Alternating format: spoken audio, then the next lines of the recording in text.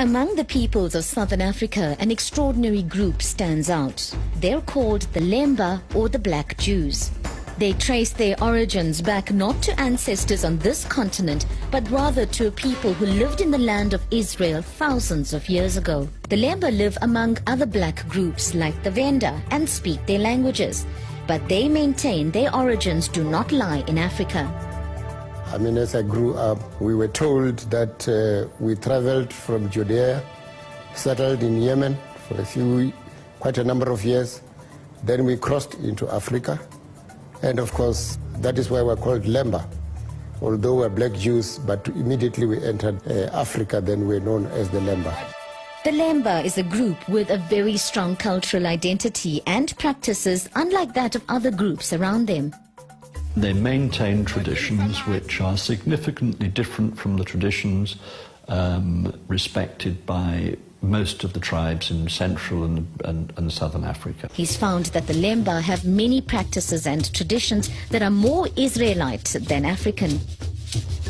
We carried the beliefs and the practices from the past with us.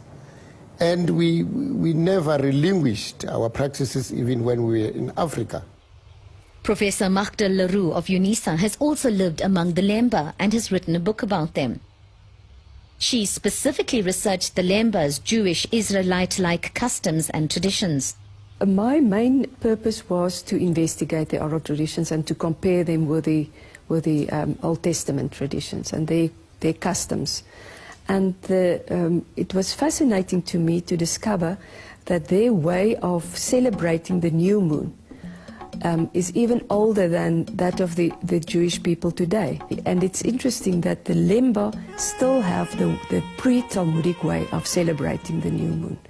And that is traceable. So, Magda believes that the Lemba have many practices that point to an ancient Israelite origin.